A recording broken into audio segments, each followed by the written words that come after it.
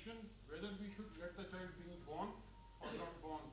As Dr. Renupal has shown us, let us make the child live and not abort. I am very glad and happy to be here amongst you, where I am seeing my teacher as well as my students also at the same time.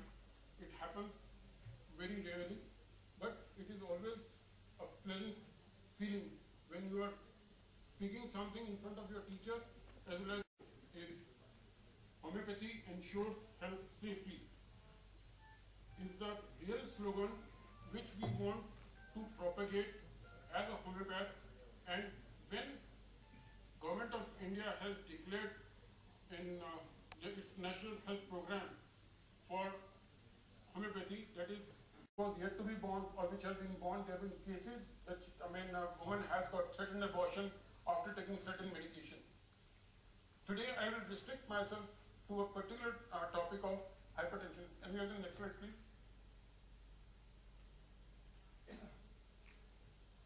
This is hypertension in pregnancy, homeopathic approach. Why do we see the patients of hypertension increasing during the time of pregnancy? Next slide, please. Can we get the next slide?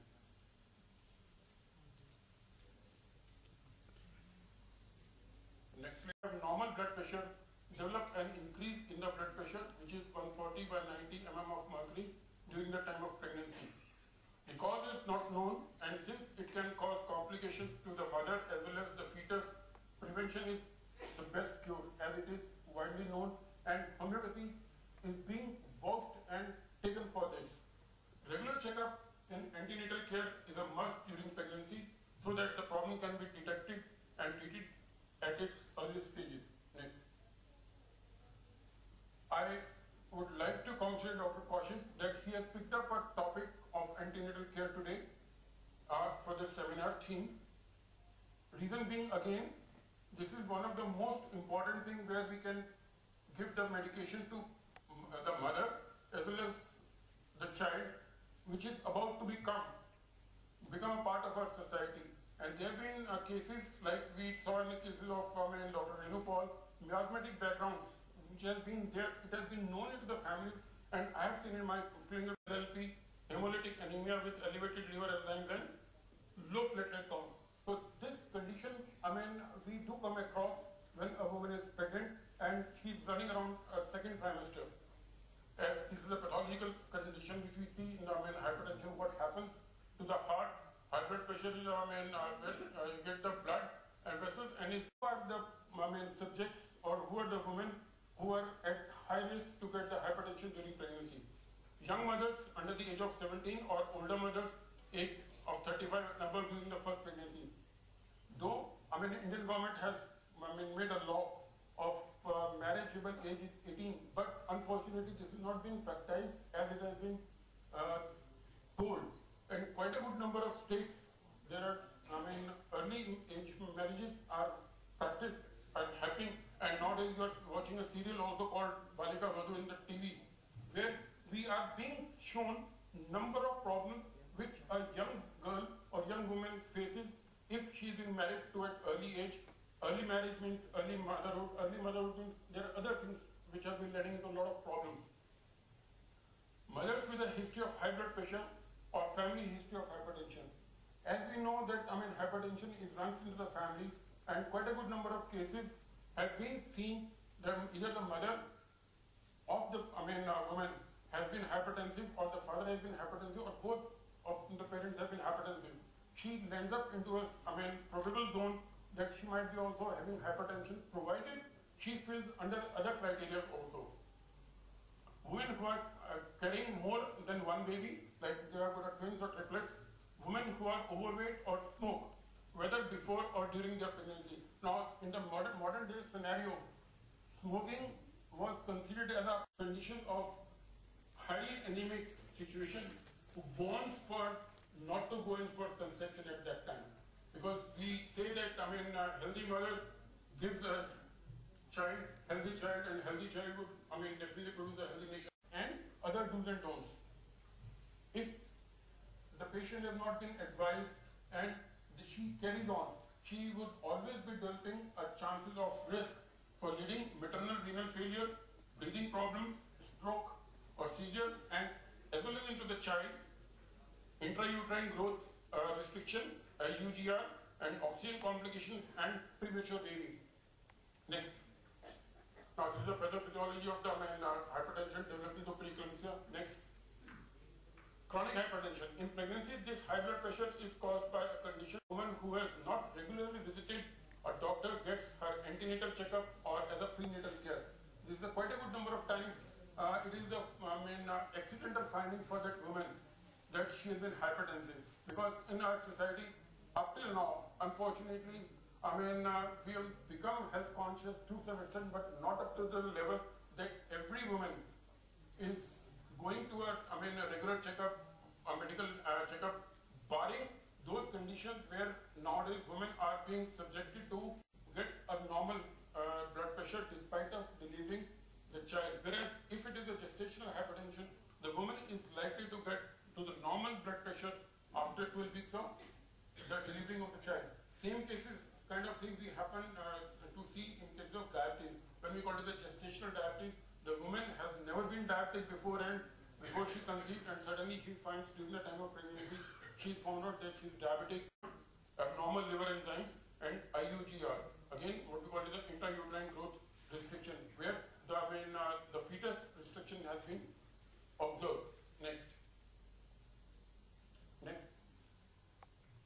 Now, preeclampsia, or we call it as a toxemia of pregnancy. This is one term. Toxemia of pregnancy was used, in golden days when we used to talk about obstetrics and study gynae. That time we used to consider the toxemia of pregnancy, but nowadays it's more common term we use is preeclampsia. Where we see the causes, which causes tightening of the arteries throughout the mother's body. She could be a case leading to preeclampsia, or she might be having a hypertension. So, unusual weight gain during pregnancy also should be always seen with a suspicion eye. Decreased fetal movement or fetal distress. Next. Now, the complications. What are the complications which we see if we let that woman who is hypertensive during pregnancy, by giving medication or by treating her with do's and don'ts, can we save certain complications? No. We need to be very careful about it, that what are the things which the woman is going through. We have to give the medication if it is required. Because if it is not been given in time, that's what we call it, one stitch in time can save later on 9. If we do it at the right time, we can save much more complications which are likely to arise for the mother as well as for the child. The complications can be convulsions, excessive bleeding during labor, even patient may land up into coma, while in the case of the fetus, intrauterine fetal death, IUFD, premature baby, suffocation of the fetus, and IUGR, again insufficient growth of the fetus. Next. Now this is something we talk about India. The status of health of women folk can tell the condition of a nation. It was the words said by our first Prime Minister, Pandit Jawaharlal Nehru, which is really true not for India, for every other country also. Like we see a healthy nation by its healthy natives, and healthy natives are being produced by healthy mothers, and healthy mothers are being produced by the doctors, medical men, and other people, those who give them a medical advice. Previous one, please. In India, homeopathy has been included in the National Health Program for Mother and Child Care. Now, it is a matter of pride for us, all of us sitting here. We should take this with a pinch of salt. I would say we should take it with a pinch of salt, because no matter we have taken this as a national program, but very few antenatal care centers are being run by homeopathic colleges or hospitals. This is what we were talking in the first session, that hospitals should include at least 2 to 3, or rather treating the hypertensive patient in cases of essential hypertension along with general management. I'm reminded of a case, a woman who was pregnant and having a hypertension, and she was working as a, journalist earlier. Now she was not. She was in the habit of talking everything, I swear, doctor, I'll do it, don't worry. You say something, as I told you that the high profile life she was leading, again, she was the one who was smoking, she was the one who was given, advice, she gave up. But there was something, I did not talk about the remedy at that time, I'm talking about the same case. The remedy part I'm bringing out today and right now is, she was the one who was talk for anything, doctor, okay, I'll do it. I swear upon you, I swear upon this. This is something not a common phenomena. You talk to the doctor and telling कि आप उसकी कसम खा रहे हो, उसकी कसम खा रहे हो, डॉक्टर वो उसके लिए छोड़ना, and then she would curse smoking. She know that she wants to give up, but she can't. She wasn't in a position to give up. If you consider the rubrics what they were considering in the earlier session, like recognizing and not able to move. But I was not aware of that particular rubric at that time, and I did not use that. I gave a medication was anacardium. The anacardium was given on the basis of to the patient because she was, for any damn thing, she was cursing and swearing up. And anacardium I had never thought of could be important from hypertension point of view. And believe me, anacardium given on these symptoms for that particular patient has taken care of her hypertension also. This was the real beauty of knowing anacardium from other kind of perspective. Now, increasing numbers of pregnant women are turning to homeopathy and other complementary therapies to help with pregnancy and childbirth. Next. Next. Next, please. Last. Previous. Normally, a woman's blood pressure drops during her second trimester. Then it returns to normal by the end of the pregnancy, but in some women, blood pressure goes up very high in the second or third trimester. This is sometimes called pregnancy-induced hypertension. It needs treatment, but it usually goes away after the baby is born. Now, this is a time when I would like to emphasize on, from homeopathic point of view, that giving a prompt relief to her symptom is more important, because when it's a first pregnancy in the family, the husband, the wife, and the in-laws, they are all very keen and anxious about the health of the woman. If they come to know that the woman is having blood pressure, and nowadays they have machine at their own places. Communities with lower consumption of fish and lower in women from communities with high fish consumption. This was just an observation from one study. Next. Lifestyle. Now, lifestyle is the one very important factor which we see in nowadays condition.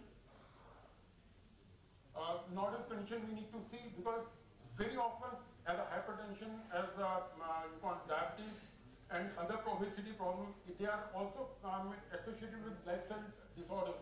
And condition with lifestyle problems leading to the pregnancy and pregnant women having lifestyle disorders could require little management of correction in lifestyle. Next, role of homeopathic physician. He is likewise a preserver of health, if he knows the things that derange health and causes disease and how to remove them from persons in health. These were the words given by our master, Dr. Samuel Hahnemann, in the Organ of Medicine, aphorism 4. So, we as a homeopathic physician for mother and child care. This is the slogan, this is the provision given to us by Government of India. Now it is for us to make it how best we can utilize this opportunity to bring our science into the mainstream. Thank you. With these words, I'll say thanks to give me a patient hearing. Thank you very much.